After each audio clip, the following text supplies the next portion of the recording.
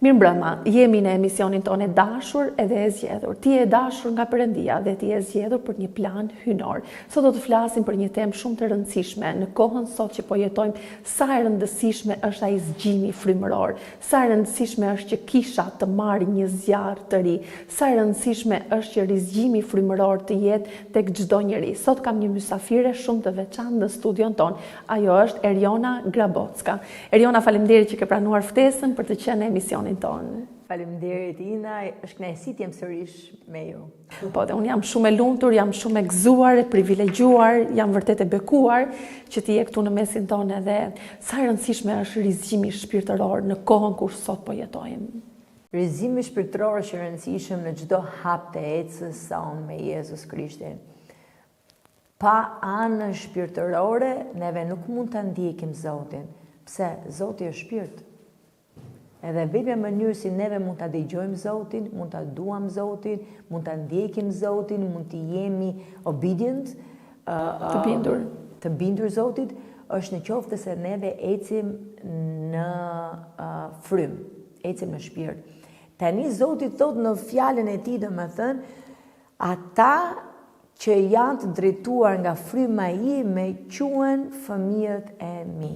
Bitë Perëndis, po. Po.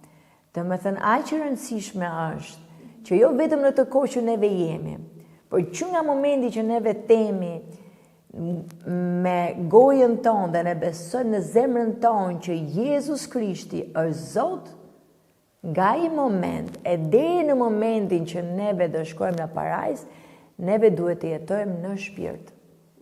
Të gjithë kohën.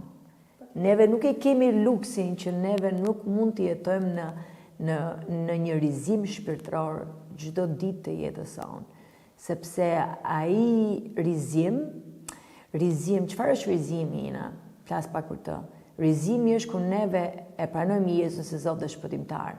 Neve rizjohemi. Domethënë ajo gjë që kishte vdekur nga mëkati i Adamit dhe Evës, u rizjua me anën e frymës së Zotit, që erdhi në frymën tonë, rizjoi frymën tonë me pranimin e Jezusit që vjerdi nga mëshira e Zotit. Nga ai moment që ne u rizjuam, neve duhet të ecim në atë rizim. Në atë risinë e jetës, po. Po, çdo ditë të jetës sonë. Fatkeqësisht neve nuk e bëjmë sepse vi problem me sfidat e jetës që e mbysin atë rizimin shpirtëror, edhe na kthejmë brapsht tek ajo pjesa, domethënë që Zoti na shliroi neve, duke pranuar atë si Zot dhe shpëtimtar.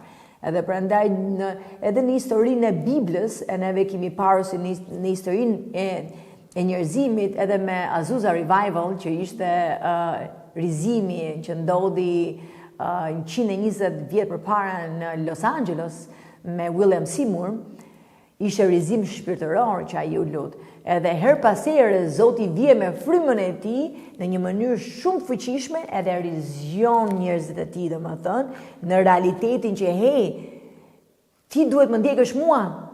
Ti s'mund të ndjekësh mua një këmbë brenda edhe një këmbë jashtë. Ti duhet më ndjekësh vetëm mua sepse unë jam Zot xheloz. Edhe unë të kam thirrur ty për lavdim time, thot Zoti. Edhe unë mendoj që rizimi shpirtëror nuk është një eveniment, rizimi shpirtëror nuk është zgjedhje, por rizimi shpirtëror është një mast për neve si të krishterë, që me të vërtet të ecim në plotësinë e vullnetit të Zotit në jetën tonë. Po, patjetër. Edhe ai që Bibla thotë që ai bashkohet, domethënë me frymën e shenjtë, ai është një në Zotin. Amen. Një vajzë nga Shqipëria ka pranuar Jezusin në Hungari dhe jeton edhe shërben në Amerikë. Më fol pak për jetën tënde dhe për shërbesën tënde. Dëgjoj, siç e thash edhe në një emision tjetër që ne ishim së bashku, domethënë, fola pak për dëshminë time si kam ardhur tek Jezusi. Dhe ama Zoti gjithmonë kur vjen të thërret të pajis. Jo vetëm të pajis, por të paktën në jetën time që ishte një surprizë që unë e mora vesh, domethënë, edhe unë tash familja ime ka qenë ateiste, nuk beson absolutisht në asnjë lloj Zot, edhe por 7 gjenerata përpara nga familja babait tim, që është Adem Grabocka, stërgjyshi im ka qenë kryebishopi i jugut të Shqipërisë. Ai jap te kisha, predikonte fjalën e Zotit, ka studiuar në Turqi për teologji, edhe kur Shqipëria u okupua nga perandëria turke, edhe nga sfidat që çdo njeri ose të krishterët patën këtu, domethënë në Shqipëri, sërgjyshi im e dha besimin e tij edhe u kthye në musliman. Domethënë që nga ai moment që familja ime u kthye në musliman nga vendimi i këtij personit, janë 7 breza derisa Zoti më thirrri mua. Edhe unë jam e parë në familjen e babait tim që jam kthyer mbrapsht në kristianizëm. Edhe unë kur e kam marrë vesh këtë histori, atëherë shumë gjëra mu hapën, domethënë dhe mu shpalosën që wow, ka qenë dikush 7 gjenerata përpara që është lutur Zotit, edhe është lutur për familjen e tij, edhe është lutur që Zoti të punojë në familjen e tij, edhe unë besoj që lutjet tona si të krishterë, pavarësisht sa para shumë vitesh, lutjet tona si të krishterë nuk harrohen kur dhe janë shumë të rëndësishme. Pse unë them të? Lutjet e William Seymour, lutjet e gjeneralëve që kanë kaluar përpara nesh, janë ato që kanë bërë të mundshme për neve sot që të ecim në zbulesën të rrezimit shpirtëror çdo ditë të jetës sonë. Që ngjillin ta bëjnë më të lehtë, domethënë që ne të ecim në atë rrezimi. 120 vjet përpara, William Seymour ka qenë ajo The Big Revival, rrezimi shumë i madh që ndodhi në Los Angeles. Kupton? Ai rrezim ka qenë rrezimi i Shpirtit të Shenjtë. Ka qenë nga fryma e Shenjtë, po. Domethënë atëherë në Los Angeles, në kishat e Los Angelesit, nuk e pranonin të flisen në gjuhë panjora ose në frytet e Shpirtit të Shenjtë. Po lutjet e atij të bëri të mundur që Zoti të lëvizte në një mënyrë kaq të fuqishme që ishte pamundur ta mohoje fuqinë e Zotit. Edhe ai domethënë e hapi jo vetëm në Los Angeles, jo vetëm në Kaliforni, jo vetëm në United States, po iku në mënyrë globale. Pentakostali Lëvizja e frymës së shenjtë, domethënë ishte shumë e dukshme. Edhe ajo lëvizin e gjithë botën, edhe filluan domethënë të krishterët të besonin në lëvizjen e frymës së shenjtë. A mendon që kisha sot ka nevojë për një zjarr të ri që të arrijmë deri te pjesa e rizgjimit frymëror? Absolutisht, absolutisht. Unë besoj që domethënë kemi arritur në atë kulmin ton si të krishterë që neve nuk mund të vazhdojmë të shërbejmë Zotit në një lloj melankolie që kisha ndodhe në këto momente. Pse? Sepse një gjë që mua më dhëm shumë edhe kam vënë re si në Amerikë ose në vende të tjera, të vësh një të krishterë me një njeri që nuk beson në Zotin, nuk e dallon dot kush është i krishterë apo jo. Pse mendon kështu? Sepse mënyra e jetesës së një të krishterit, domethënë, nuk dallon me një të jo të krishterit. Pse? Kush na diferencon neve nga një jo i krishter? Është fryma e Zotit, është forca e Zotit mbi ne, është paqja e Zotit mbi ne, është dashuria e Zotit mbi ne. Janë frytet e frymës së Perëndisë që dalin nga neve, që neve tregon domethënë tek ne që ne jemi ndryshe nga të tjerët. Domethënë, që bën diferencën. Po të na shikoj dikush neve, domethënë thotë, wow, ka diçka ndryshe ke ky person. Po, e kuptoj. Edhe kjo lloj ndryshimi i bën ato që nuk e njohin Jezusin të vinë dhe të pyesin domethënë si ka mundësi që ti Sa i njëri është ndryshe. Po, si ka mundësi që ti je kaq ndryshe pavarësisht sa probleme po kalon, ti prap nuk e humbet gëzimin, ti prap nuk e humbet paqen, ti prap nuk e humbet mirësinë tënde, ti prap i buzëqesh njerëzve, prap i ndihmon njerëzit. Edhe kjo është ajo që neve na bën të ndryshëm nga njerëzit e botës. Tani rrezimi nuk është diçka që wow ose hallelujah we feel good emotionally që neve ndihemi mirë nga ana emocionale. Jo, rrezimi është kur ti je në përulje përpara Zotit, edhe ti je në bindje të fjalës së Tij, edhe përpara çdo gjë tjetër, ti vë Jezusin, vë fjalën e Tij, edhe ti ecë me atë bindje çdo ditë të jetës tënde. Domethënë rrezimi është ecuri ditore. Nuk është një eveniment që neve, wow. Ose nuk është diçka e përkohshme që eca tani mirë edhe po. Ne bërë të përkohshme, pse? Zoti na rizjon, neve bijam mbrapsht në natyrën tonë mëkatare. Zoti vjen na rizjon, neve bijam mbrapsht po në natyrën tonë mëkatare. Po, çdo 150 vjet, 100 vjet, gjithmonë kemi parë që Zoti ka ardhur me frymën e tij dhe ka Kur thua për pjesën, do me të flasim këtu që nëse vendosin njëri të botës, kjo është, do me të është e dhimbshme, nëse vendosin njëri të botës, edhe një njëri besimtar, ka momente që nuk dallohen, a janë të dy njësoj. Kjo është sepse shpeshe njerëzit ti e the shumë bukur që diferenca që e bën një njëri është fryma e Perëndis, sepse nëse unë jam si gjithë të tjerët, do me thënë nëse unë nuk e kam frymën e Zotit, jam si gjithë të tjerët, ama nëse ka diçka që mua më bën ndryshe, është fryma e shenjtë tek mua, që bën diferencën. Por pse mendon, do me thënë që ndonjëherë nuk e bëjmë atë diferencën, a duken të dy njësoj. Mos ndoshta është një kompromis që njeriu bën me botën. Çfarë mendon që mund të jetë si pengesë? Unë besoj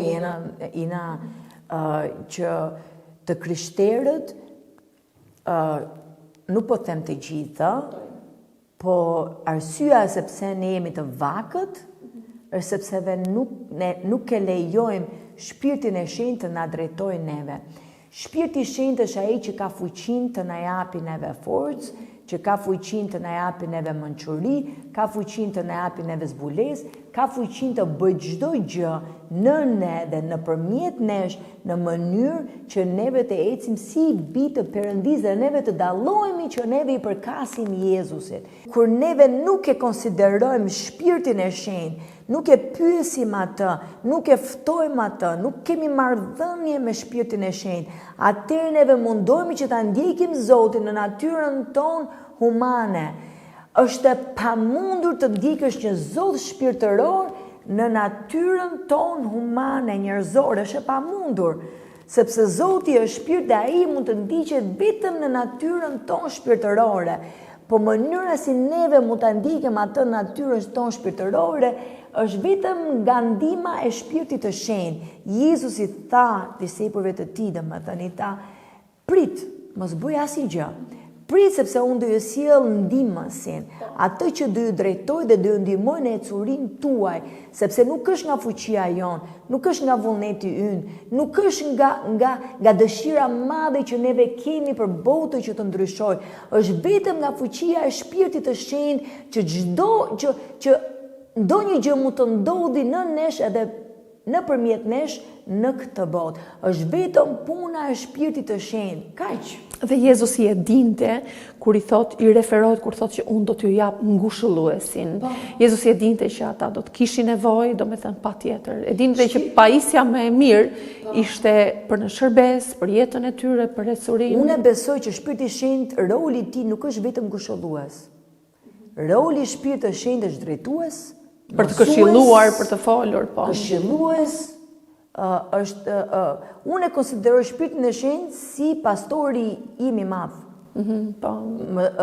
Mësuesi im, pastori im, profeti im, apostulli im, zëri më i madh i jetës ime është zëri i shpirtit të shenjtë. Unë nuk mund të bëj dot ndonjë gjë pa u këshilluar më përpara me shpirtin e shenjtë. Pse? Në qoftë se do të dish vullnetin e përsosur të Atit, vetëm shpirti i shenjtë është ai që e di vullnetin e përsosur të Atit. Patjetër, po. Edhe është shumë e rëndësishme që neve të ecim në vullnetin e plotë të Perëndisë, është must for us, domethënë është non-negotiable, e them unë. Domethënë e pa negociueshme. Që të negociosh me situata të tjera. Po, e pa negociueshme për neve që të drejtohemi vetëm nga shpirti i shenjtë, si të krishterë. Neve nuk e kemi luksin që neve të lejojmë situatat tona, mendimet tona, ndjenjat tona, apo çfarë njerëzit tonë, çfarë njerëzit bëjnë që neve të na drejtojë në ecurinë tonë me Jezusin, ose të ndjekim Jezusin, ose të bindemi Jezusit. Është vetëm fjala dhe drejtimi dhe udhëzimi i Shpirtit të Shenjtë. Që ti merr, po patjetër. Kush mendon që janë disa shenjat kur ti e shikon që një njeri po përjeton tamam atë një person, po përjeton rizgjimin frymëror. Frytet e Shpirtit të frymës. Shenjtë. 9 frytet e Jezusi tha ju do t'i dalloni, po. Normale. Kur ti shikon domethënë që një njeri në çfarë do lloj rrethane, në çfarë do lloj sfide, nuk e humbet paqen, nuk e humbet gëzimin, nuk e humbet dashurinë, nuk e humbet kindness. Mirësinë, po. Mirësinë, nuk gjykon, nuk është xheloz, nuk është smir, por ka vetëm mirësi. Atë shikon që he is a good friend to the Holy Spirit. Ky është një mik i frymës së shenjtë, është një person që është mik me frymën e shenjtë. Është mik shumë i ngushtë i Shpirtit të Shenjtë.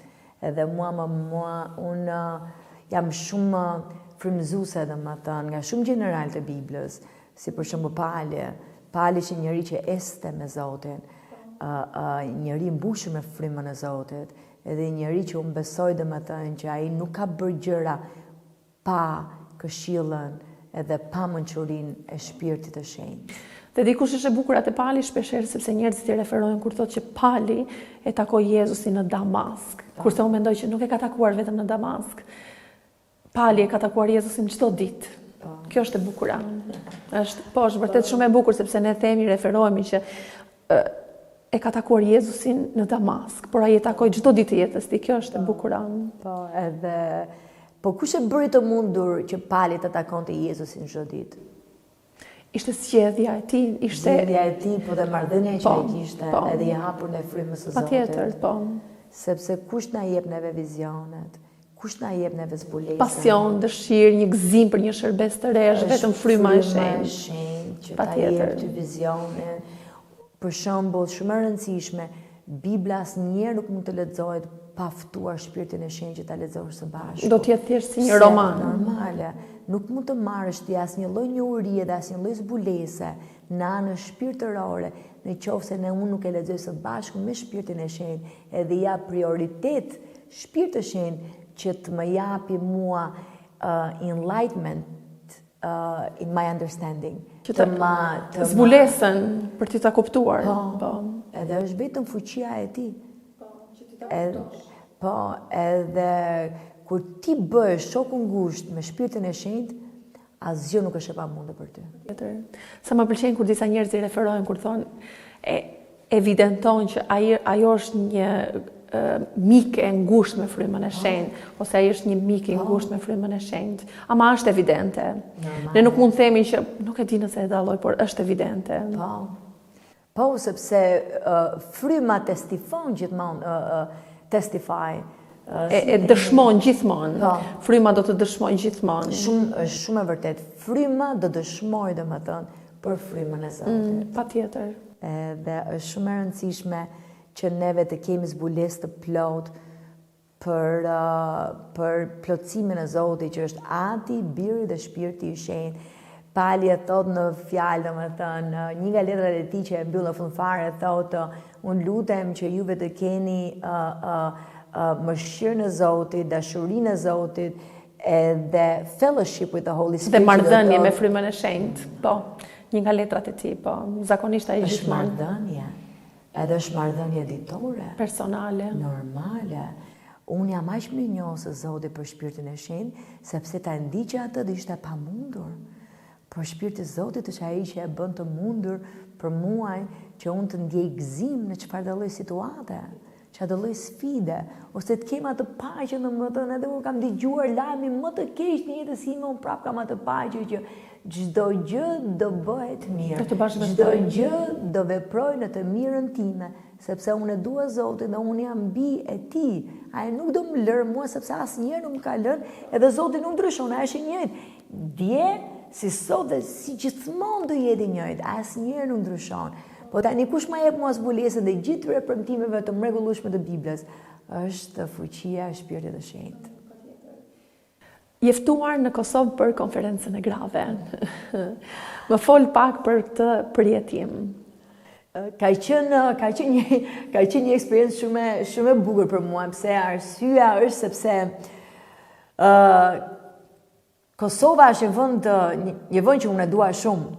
edhe është shumë afër Shqipërisë, edhe është udhëtimi im I parë misionar në një shtet.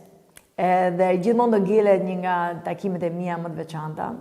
Edhe ka qenë sfidë në fillim fare për mua, kur mora ftesën prej teje që të vija në këtë konferencë, edhe por I thash Zot, jeta ime është në dorën tënde, nëse ti më thua mua sot I këtu, unë lë çdo gjë dhe ikje.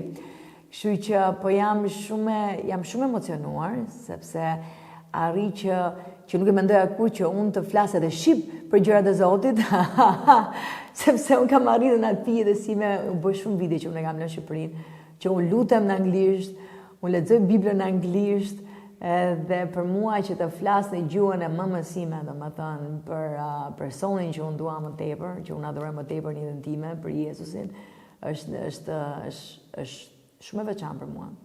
Po, dhe mos harroj që dhe unë jam lutur shumë për të. Dhe unë jam lutur shumë. Mendoj që në fakt është shumë e vërtet kjo pjesa e rrezimit frymërore dhe dikush është si pjesa e ka shtruar atë rrugën për ne. A mendon që ne jemi ato që po lëm gjurmët për të shtruar rrugën për një brez tjetër? Absolutisht. Unë besoj domethënë që çdo farë që neve mbjellim, është një farë që mbase neve nuk do ta reap the fruits of it now, nuk do ta korrim frutet e tij tani domethënë. Nuk do të shikojmë, por mendoj që në një të ardhme normale, brezi tjetër, sepse unë tani gjithashtu edhe ti, unë mendoj domethënë që ne të dyja neve po korrim frytet e fareve që mbjellin që dikush tjetër që kanë shkuar përpara nesh. Edhe kjo është nga gjenerat në gjenerat, që unë e lidh me familjen time që të thash domethënë së gjyshi tim ishte ai që mbolli farën. Dikush e ujit, dikush po. Unë po e kora të farë. Është shumë e vërtetë. Edhe unë jam shumë emocionuar sepse Zoti porizion brezat e reja, porizion të rinjt. Një gjenerat të re. Po, nga mosha domethënë 13 e sipër, domethënë deri nga mosha 20 e ca vjeç Zoti porizion. Edhe gjë e bukur për që unë e kam parë çfarë Zoti po bën, domethënë Zoti porizion një gjenerat që nuk ka agenda personale. Çdo gjë është në agjendën e frymës së shenjtë, po mendon. Nuk kanë agenda domethënë që të bëjmë I famshëm, nuk kanë agenda domethënë që sa njerëz do më ndjekin mua, nuk kanë agenda domethënë që sa njerëz do më njohin mua, do bëj një emër unë për veten time, jo. Agenda e tyre është vetëm që Zoti të ngrihet lart në çdo gjë që ato bëjnë domethënë. Edhe është shumë bukur shikosh. Çfarë pritshmërie ke që Perëndia do të bëjë në konferencën e grave?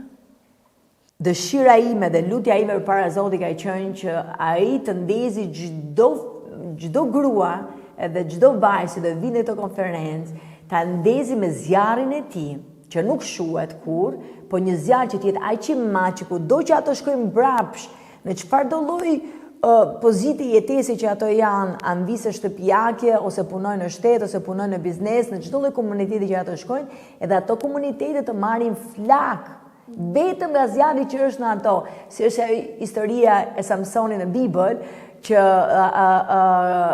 ai lidi delpat njëra nga tjetra dhe I vuri flakën delprave dhe delprat filluan edhe ikën në fushat, në arat, edhe komplet fusha mori zjarr nga delprat, se delprat ikën shumë shpejt, kupton ti? Dhe unë besoj që ky zjarr, domethënë, do marri në të gjithë ambientet këto vajza, kur këto gra do shkojnë, edhe unë mendoj domethënë nga zjarri një personit, I gjithë një shteti tërë mund të shpëtohet. Po, patjetër. Një qyteti tërë mund të shpëtohet, një fshati tërë mund të shpëtohet, një komuniteti tërë mund të shpëtohet, një familje tërë mund të shpëtohet. Edhe këtë jam duke besuar. Amen. Për këtë konferencë, për këtë qytet, edhe për gjithë Kosovën. Faleminderit. Në radhë parë faleminderit që je bindur zërit të Zotit, edhe unë besoj që në bindje ka bekime. Amen. Ka bekime në bindje, është shumë e vërtetë dhe unë lutem që Zoti të të bekojë në shërbesën tënde, të të përdori për lavdinë e tij, të të përdori në këtë kohë që unë nuk kam asnjë dyshim që do të përdori në këtë kohë konferencë. Unë besoj si Mardokeu ku I tha Esterit, ti je për këtë kohë. Edhe unë besoj që çdo gra edhe vajzë që të vinë në këtë konferencë, ato janë të krijuara for such a time as this. Për këtë si kjo tani. Që jemi tani. Patjetër, Zoti ka plane të mëdha për të gjitha ato. Dhe jam duke lutur që Zoti t'i japi zemrat edhe çdo vajzë dhe grua të vi me një expectation, me një pritshmëri, po. Sepse ne shërbim një Zot madh. Amen. Çfarë mesazhi do të kishe për gratë dhe vajzat që në këtë kohë janë në një kohë sfide, në një kohë vështirësie? Mesazhi im, inkurajimi im më i madh është mos harro mirësinë e Zotit. Zoti është i njëjtë si dje, si sot edhe përgjithmonë. Ai Zot që të ka nxjerrë nga probleme para një viti, para 2 vjetësh, para 3 vjetësh, ai Zot që ti takove për herë të parë dhe të mbushi me aq paqe, me aq dashuri, që të dha aq shpresë për jetën tënde, edhe aq gëzim në zemrën tënde, është po i njëjti Zot që ti shërben tani edhe në kohë sfide, edhe ai është i mirë për të çliruar, ai është i mirë për të shëruar, edhe ai është mjaftueshëm për ty për të gjetur komfort edhe për të gjetur inkurajim në çfarë do lloj situate që është mjaftueshëm për ne. Absolutisht, sepse asgjë nuk është e pamundur për Zotin tonë. Asgjë nuk është e pamundur për Zotin tonë. Çdo gjë është e mundur për ato që besojnë në Zotin Jezus. Çdo gjë është e mundur për ato që besojnë në Zotin Jezus. Pse e them 2 herë? Sepse fjala ka fuqi. Amen, patjetër, patjetër. Edhe unë çdo fjalë që ti e ke thënë sot, çdo proklamim dhe çdo lutje, unë e vulos me frymën e shenjtë, edhe patjetër që ka impakt edhe është e vërtet nuk ka asnjë gjë të pamundur për Zotin. Faleminderit Eriona për këtë intervistë. Jam shumë e prekur, e inkurajuar, e gëzuar gjithashtu. Faleminderit. Edhe unë lutem që nuk do të jetë hera e fundit që do të vish në Kosovë. Jo, absolutisht. Është një nga hera e parë nga të shumta që do. Amen. Faleminderit shumë. Shikues të dashur, erdhëm dhe në fund të emisionit tonë dashur edhe e zgjedhur, unë lutem që ju t'jeni bekuar, edhe unë dua ta mbyll përsëri me atë fjalën kur thuhet që në Bibël dhe ka impakt kur fjala e Perëndis kur asnjëherë nuk do të kthehet mbrapsht, dhe unë lutem që nuk ka asnjë gjë të pamundur për Zotin. Çfarë do lloj sfide dhe situate je duke kaluar, unë dua të inkurajoj dhe të them që ti do të dalësh në anën tjetër. Natën e mirë, edhe Zoti ju bekov dhe shihemi përsëri të dielën në po të njëjtën orë.